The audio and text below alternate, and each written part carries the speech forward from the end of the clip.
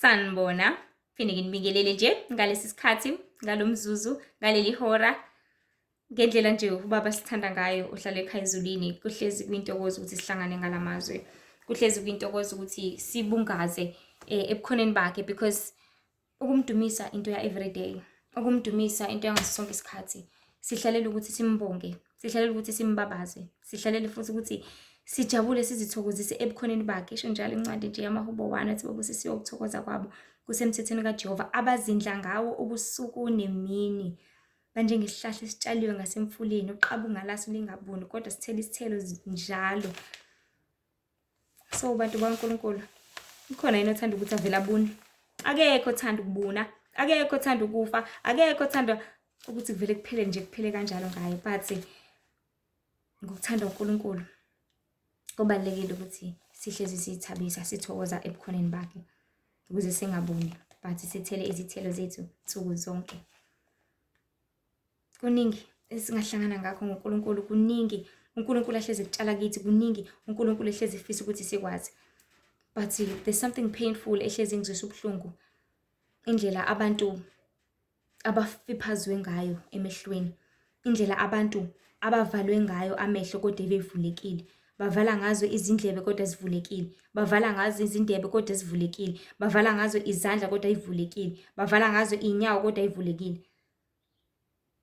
Your mouth is open enough to raise a complaint, but umlomo wakho uvalekile ubukwazi ukukhuluma. Cabanga, your ears are so open ukuthi ukwazi ukulalela okufanelekile, ulalela izintshumayelo, ulalela zonke izinto ezidingwa izindlebe zakho, ezidingwa umzimba wakho.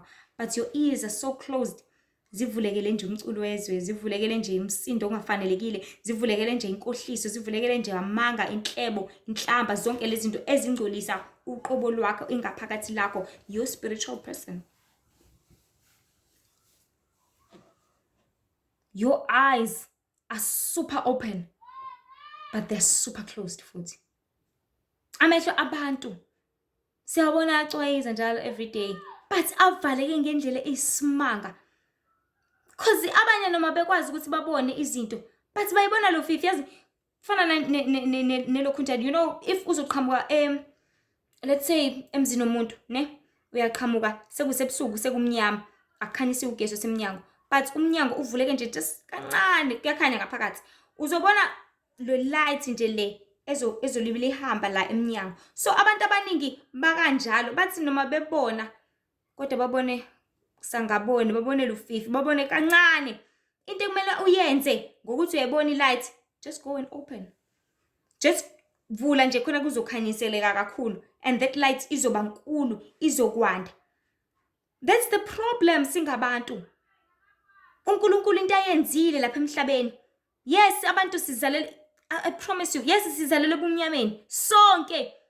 Akekho ongazalelanga kwinkohliso, akekho ongazalelanga kwisono, akekho ongazalelanga emangeni, but ize uzalele ebumnyameni nakwinkohliso. What the Lord is doing kulelo gumbi lakho, noma kulapho endlini yakho lapho uhlala khona, there is a room la kugcwele khona ilight, la khona ilight, and the Lord is busy trying to open it slightly and slightly, kancane kancane. uNkulunkulu libele ivula ngenkani, ulibele vula ngenkani. Wena into kumele uyenze ukuthi uthi hayibo leya light liyana ebese uyibhusha uvule, izokwazi ukuthi ikhanyisele, ukhanyiseleke, uqonde, udede ebubini, ubuke ukuthi hayibo le ndle ngikuyona imnyama kanjena kanti. But what people are doing, babuka ha leya light, mhlawumbe umunye asondela abuka, vele aqhopheka bese uthi mba ayivale, konakale kanjalo. So bantu baNkulunkulu, into engizama ukuyiveza kithi ngaso sonke isikhathi nangalesikhathi ukuthi uNkulunkulu ngaso sonke isikhathi noma usemnyameni kangakanani uzozama ukuletha ukukhanya, noma usenkohlesweni kangakanani uzozama ukuletha iqiniso, noma usemangeni kangakanani uzoletha iqiniso, noma usekudukiseni kangakanani uzozama ukuthi alethe indlela, so that uzokwazi ukuthi uphulukise, uzokwazi ukuthi usizakale, uzokwazi ukuthi ubuyele ebukhoneni, ubuyele kwenzela intando yaNkulunkulu, ubuyele lapho kufanelekile khona, nalapho uthanda ukuthi ube khona, nalapho kumele ukuthi ube khona. But what people are doing, nayi phela ilight, nasi isibani, this is the light. Asikho esinye isibani esedlula lesi bantu bakaNkulunkulu. You know this bird, Nisho njalo nje kuneculo esinalo at church lithi izibani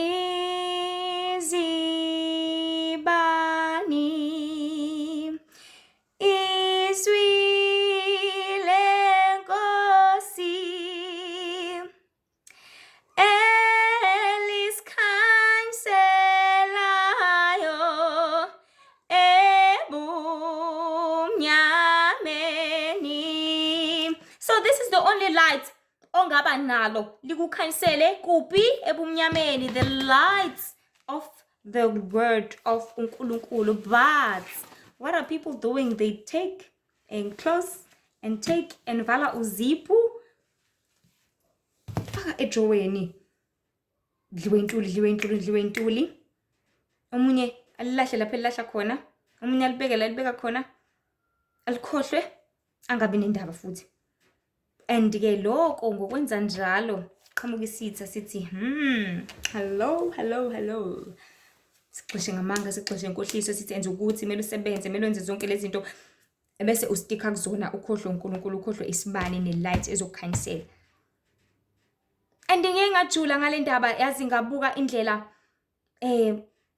ukwanda, especially when it comes to isikhathi sesiphila kusona, ukwanda kwama AIs.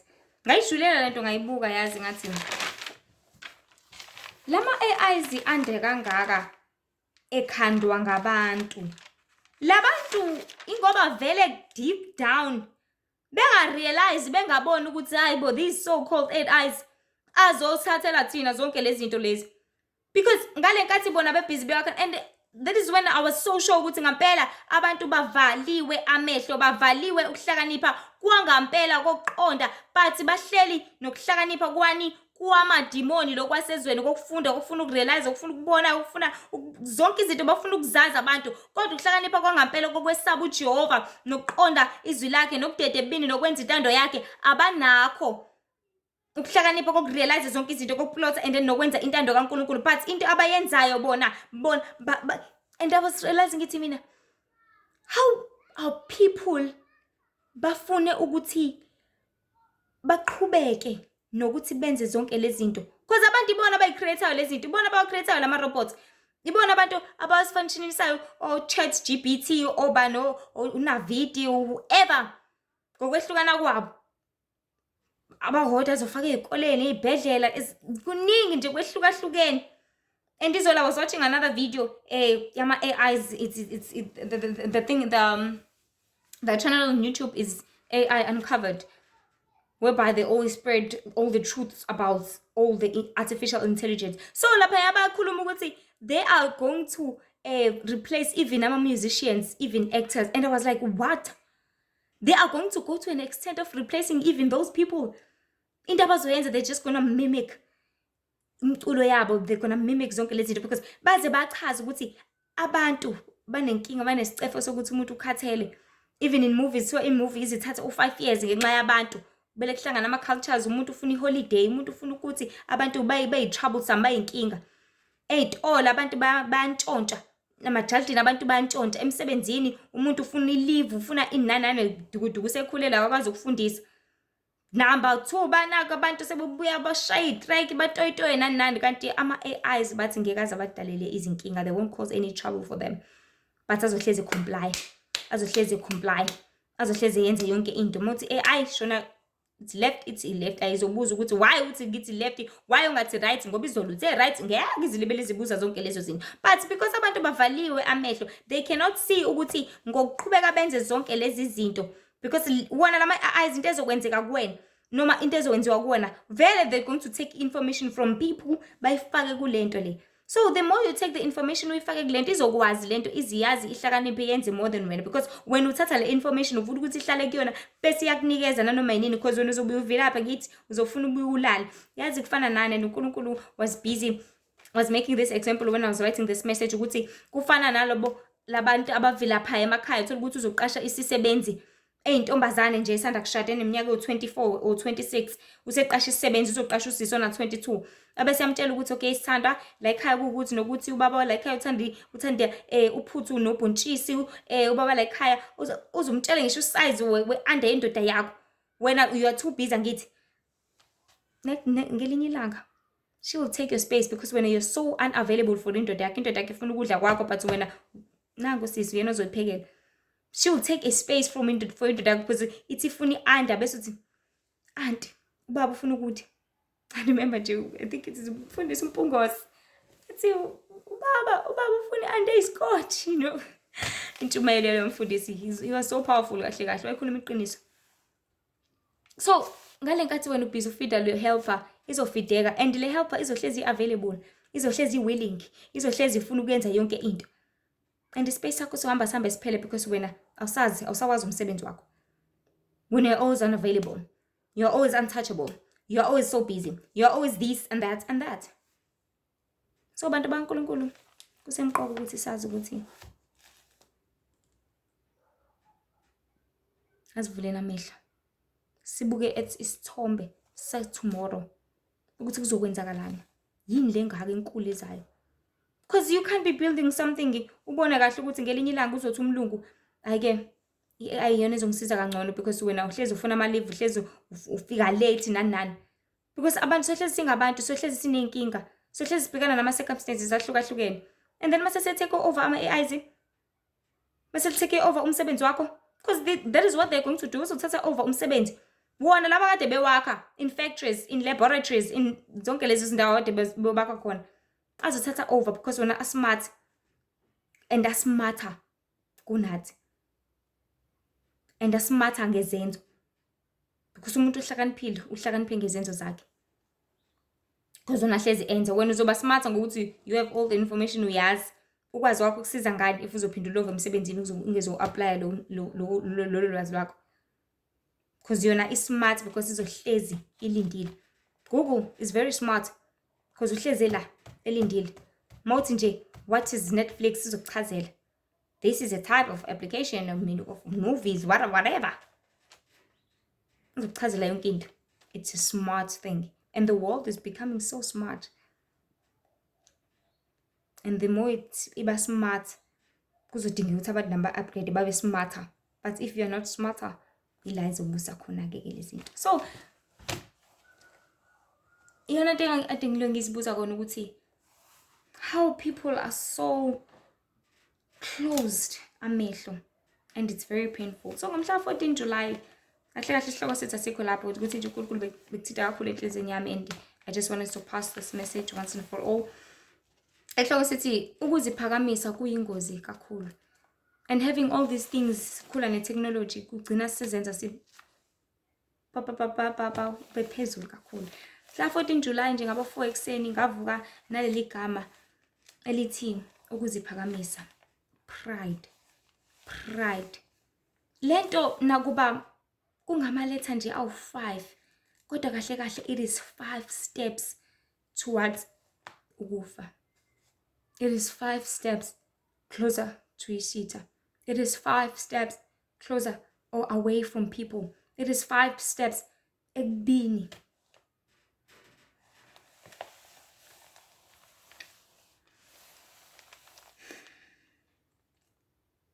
And as I was saying, it is 5 steps towards ukufa. Why? Because abaziphakamisayo bayakuthotshiswa. And ungathotshiswa ngokufa. It's very easy. Ungabulawa. Uzitshela ukuthi ngcono wena uzitshela ukuthi usile. Qede ngawo. Yazi kuningi abantu baNkulunkulu uSathane akujova kancane kubantu ukuthi kuvele ngaye. Ngokubahlebela ezindlebeni zabo, ngezimpilo zabo. So ngalenkathi bekulalela lokho, bekuzwa lokho, bekwenza lokho, ebese bayaqhelelana. Baqhelelana kanjalo ke noNkulunkulu. Kuningi abantu bakaNkulunkulu as I was saying it's kuningi kakhulu ngendlela esimanga. Ngoba indaba inokuqeda ubuNkulunkulu kithi. Inokuqeda ubuNkulunkulu uma nje kugcwaliseka futhi kufezeka lokho isitha ke sizobe sesinqobile ekutheni sibuse konke nabo bonke. It's all about qeda uNkulunkulu kubantu. Mase uqedile uNkulunkulu uSathane ake done, work done, complete.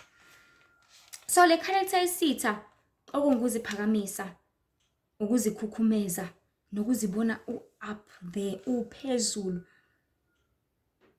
ungcono futhi umkhulu, iyingozi kakhulu bantu bakaNkulunkulu ngendlela yazi iyingozi ngendlela enganakekile. Why? Because iqeda yophule omkhulu umyalelo uJehova siyale ngawo, umyalelo wothando. Umuntu ophezulu othanda abanye abantu, but uthanda hlapa abangani bakhe, athanda ama-colleagues akhe, athi uthanda laba baku-standard sakhe futhi nakhona hayi ngoba ebathanda. It is because mhlawumbe because you know it's all about showing off ukuthi mina ngihamba nobani, mina ngiloma nobani. But yazi into engiye ngiyibone kakhulu uNkulunkulu ayitshala kuyona, entshela inhliziyo yami njengamanje ukuthi yazi those people, especially laba esasifunda nabo ey'koleni, ababemashama, ababeyingcono, abaphashile manje, abazele let me just not go far. uJehova usiyale ngomyalo omkhulu wothando, futhi ngokuphela kothando kubantu ukwanda kokubi modwa, umhlaba bese uphenduka enye into. So ngokupholela kothando kubantu ila kuzokwanda khona ububi, kubandiswa izinto eziningi ezikhona njengamanje emhlabeni. Uphendula into embi engamthokozisi uJehova futhi ebuhlungu kuNkulunkulu. Nginesiqinisekiso sokuthi njengamanje uNkulunkulu mebheka umhlaba indlela okwenzeka ngayo, ufikelwa yiloya munyu abanawo kuGenesis 6 ukuthi uNkulunkulu wabesezisola ukuthi wayemdaleleni umuntu ngenxa yokona kwakhe. Sona njalo usuku nosuku, imagine siyizigidi ngezigidi zabantu, sona njalo usuku nosuku. Iyamcunula uJehova leyo nto leyo, imenza futhi azisole. So le pride le imushintsha kakhulu umuntu ngezindlela eziningi. Number 1, imenza abe isolated emqondweni. You know, when your mind is isolated, ngaso sonke isikhathi uzohlezi umuntu ohlezi ezidlinza, ohlezi ecabanga, ohlezi ejula. But uthola ukuthi ukujula kwakho ujula ngezinto ezokuqhelelanisa nabantu, ujula ngezinto ezokuqhelelanisa ngoku-analyze, ngokubheka, ngokurizina, nangokubuka izinto ngendlela eziyiyona. But wena ufuna ukwenza ngendlela yakho, indlela ehlukile, ngendlela engaziwa, ngendlela futhi elahlekisayo. So usuke usuphila kunomoya ongcolile ulibele ukuhlebela ukuthi wena ungcono kanjani kunabanye abantu, ukuthi wena futhi ubabheke ubabuke, ubabone ukuthi yazi ngingcono ngempela, yazi ngilunge ngempela, kanti ayazifanele nje nabo. So ubabona ukuthi hayi mina nginezinga elingcono nje kunelabo, mina ngi-right. So lezi zinto suke kuhlebela zona, lo moya lo uhlasela ingqondo yakho kakhulu, ayibe isajula ngokucabanga okuyikho, okubalulekile, okulusizo kanye nokwakhayo. Okuyingakho uJehova siyalile encwadini kaDuteronomy 6 ukuthi masimthande yena ngezingqondo zethu zonke, ngoba uyazi uNkulunkulu ukuthi uma simuthanda uNkulunkulu ngezingqondo zonke sizohlezi sizindla ngaye, silalela yena futhi senza okushiwo nguye uJehova umenzi wezulu nomhlaba. Ngaleyo ndlela masihlale ebukhoneni bakhe njalo, khona sizobuswa nguye, singabuswa imoya engcolile ubumnyama. Number 2, lo moya it's isolate you more especially from people. Hayi-ke istandard shem, istandard usibona siphezulu, especially uma uzoba nemoto awema umuntu ungamthela ngisho ngamanzi, ungamshaya ngize ngey'ntuli, umshaye ngamanzi mangabe kunethi imvula umdlule kanjalo, because the standard is so up there. Mawunomuzi omngaka awuphumi ngisho umemeza makhelwane, hlobo hlala ngaphakathi, uyazivalela wena nje, you are so isolated, you isolate yourself. Lo moya we-pride uwenza uzi-isolate ngendlela eyisimanga. Ngoba manje lento imelene kakhulu yazi bantu baNkulunkulu nomyalo kaNkulunkulu wokuthanda umakhelwane wakho njengoba uzithanda wena. And I guarantee you for sure, masuhleli lapha endlini yakho ngeke uzucabanga ukuthi umakhelwane wami mhlawumbe ushodelwa itamatisi. Never. U2-door wefriji lakho khona utamatisi bakho base-Woolies. Ngeke. Indlu yami enhle kangaka ngeke ngize ngikwazi. Dudu uphelile umyalo wothando. Uzithanda wena, uphakama ungabi nandaba, futhi nje uhlezi nje it's all about you ukuthi unani. awuhlangene nokuthi umuntu nani, akanani, udingani, uhlanganaphi. It's all about you. Awushayi ngisho ihutsi endleleni ubingelela abantu. No, they do not do that. So enye into nge-pride, umuntu akabi nalamagama lawa abalulekile awu-3. Number 1, igama elithi ngiyacela, elinye lithi ngiyabonga, elinye lithi ngiyaxolisa. A person who has a pride akanawo lamagama awu-3, akakwazi ukucela. Ngisho ngadinga kangakanani usizo ngamana lilambe lilale ngadlile. Phakema ngithi. Ngoba phela besebenza ka-Transnet ngoba nakho akasasebenzi, kade babhampela umakhelwane wakhe esasebenza ngoba nakho akasasebenzi, usezoyigodla ke manje. Number 2, akakwazi ukubonga, never. Ngisho ngamenzela ini uzobuka nje. Number 3, ungiyaxolisa into engahlangani nayo. Ngisho kuthiwa uyena owonile. Abanawo ngoba ngisho kuthiwa umuntu wenza iphutha wakunyathela, uyakayibukele nje. Because usesicongweni, isicongo lesi simenza angasiboni isidingo sokuxolisa. Hayibo mina ngixolisa kubani? Like mhlawumbe kuzoba iboss yakhe emsebenzini. Kuzobe yona enza iphutha ithi, "Hayibo, wena ulethe i-report e-wrong nani nani." Uyitshela ukuthi no, angilethanga i-report e-wrong. Wena ungabonanga kahle na i-date. Ngikaze axolise. Umuntu ne-pride. Uzobuka ukuthi hayibo, isisebenzi vele lesi. Why mina ngixolise kuyena? Umlungu wakho uyasebenza, uyakorobha, nyathela ngeke aze axolise. Vele umsebenzi wakho. So people with pride, they are so up there. And unfortunately, hey, siyazi isikhathi sokuthothiswa kwalabo bantu abatase nje kwamanje. Nalena yokucela umuntu eludinga ngempela usizo, angakwazi ukucela, ancamela ukuthi aziye kumashonisa. Thola ukuthi you have umzalwane thizeni. Mhlawumbe ukukhuluma nje ngawuthi mina ngokuthi khulume zonke izinto. Usudinga usizo ke manje. Uyabona nangu umzalwane ngakusiza. But uthi ngeke loyana. Leti umoya abantu baNkulunkulu ohlebayo ukuthi ungeke ucela lapha. Kanti yena umuntu vele uzokunika usizo, uyazi na ukuthi ngakunikeza lelo sizo olidingayo, but ungakwenzi lokho. Uthi ngeke, ngeke. Ingumoya ongekho right. Cabanga usuya kumashonisa, umashonisa uzokuthi 50% interest. Kanti loya muntu bezokunika imali athi noma ungangayikhokha mzalwane. Siyasizana, izandla ziyagezana, cabanga. Number 3, le pride ndini ikwenza ungafundi futhi ungafuni ukufunda. Ngale nkathi uphezulu, you will never learn from umntwana. Uphezulu, never learn from umntwana. Awusocialize nabantu abakwi-level yakho futhi awufuni ukuhlala nabo. So uzofunda kanjani abantu ongahleli nabo? Uzofunda kanjani kubantu ngisho kuthi uyabona ukuthi ungcono kangakanani nabo? Hlala nabo. uJesu wayehlala nezidakwa. Ahlale nazo kunjalo. So wena yiphi character uNkulunkulu eveza if uzoba ne-pride uzothi hayi mina ngiyakholwa ngazana uNkulunkulu usohlala wedwa, you are isolated, ukwenza konke lokho. You do not do that. Mingle with people. Keep your values and mingle with people. Socialize, show love at all times. But the so-called pride izokwenza ukuthi uhlale wedwa, and you will never learn, you will never study. Because sifunda size sifa ngithi singabantu. Ufunda kumuntu, ufunde umakhelwane, ufunde emntwaneni omncane, ufunda yonke into yonke indlela. But if we do not have a form of humbleness, we will never study. Because kuningi ongakufunda, ngisho umuntu ngambona isidakwa esibotho kangakanani. Yazi kuningi ongakufunda, ngakutshela indaba zakudala, ngakutshela ukuthi yena sekwaba sengozini kanje, akutshela into ongakazi uyizwa ukuthi engozini kwashona abantu abawu-150 kanjani. Ibhasi yashayisa itaxi yashayisa imoto encane yashayisa isithuthuthi kwashayisa. Akuchazela into ongakazi uyizwe. You are able to learn something from other people. But if ungahlale nabo, awufundi lutho. Le pride futhi yenza inkani. This is something that is very important. Inkani bantu baNkulunkulu into eyinkinga kakhulu. Ikakhulukazi uma ungahlakaniphanga. Uzoba nenkani ngento ungayazi nawe. Yeke abe nenkani umuntu agoloze lento angayazi, abambelele kwento engeyona.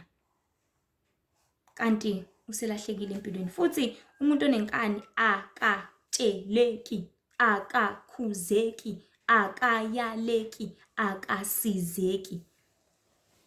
Umuntu onenkani, obo. Hayi mina ngeke nje ngizwe ngalo, ngeke.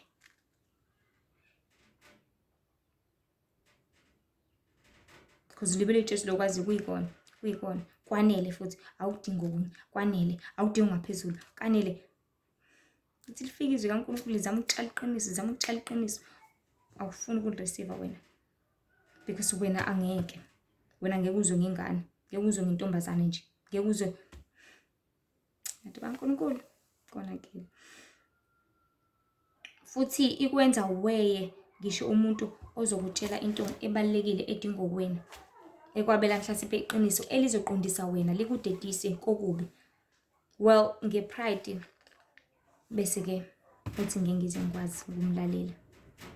Ngoba lokuyiphakamisa kwakho nokuzikhukhumeza kwakho ubeka lapha. Ungathomeki uba nenkani engasizi ngalutho. Which is why nanamuhla esitha uSathane esayisitha sikaNkulunkulu. Ngenxa yale pride le. Afuna nathi sifake sibe with the same character. Sibe yizo izitha zikaNkulunkulu njengaye. Ngokufaka the very same character of pride kithi. Khona sizokwalana, sehlukane. Singahlalelani. Sizibone singcono umunye nomunye. More especially singathandani. Ngaleyo ndlela uyobe esenqobile. As I was saying, the reason why namanje uSathane esayisitha kuNkulunkulu ingenxa yepride, ingenxa ukuthi sayiphakamisa. Mase uyathobeka mhlasimpe acela into ethelele. Who knows ukuthi uNkulunkulu engenzani. Kodwa ke unfortunately ke is prophets oneqiniso kaNkulunkulu lithi akasenayo indawo ezulwini. Unfortunately. Nazo zonke izingelosi le uNephilim abasenayo indawo unfortunately. And ngendlela ekwenzeka ngayo nempela ubumnyama busebenza ngamandla nangokuzikhandla, especially now with the creation yalama robots lawo. And as I was saying, people are so possessed in the creation of these AIs. Ngoba babona ukuthi kusasa kuzokwenzakalani. Abona ukuthi kusasa iyathatha ngempela indawo yabo. Kuningi abantu baNkulunkulu okwenzakalayo. Kuningi abantu baNkulunkulu okonakele. Kuningi abantu baNkulunkulu okuyinkinga. Kuningi abantu baNkulunkulu silahlekisayo. Kuningi abantu baNkulunkulu. Ngaleyo ndlela asibuyeleni kuJehova. Asisuse lo moya, siqalekise, sicurse lo moya wepride okuziphakamisa. Because asiyilutho. Umoya nje obumnyama wesitha. And it's unfortunate ukuthi abaziphakamisayo bayakuthotsisa. Let us read nje incwadi ya-Isaiah. Isaiah chapter 2 verse 9 and 12.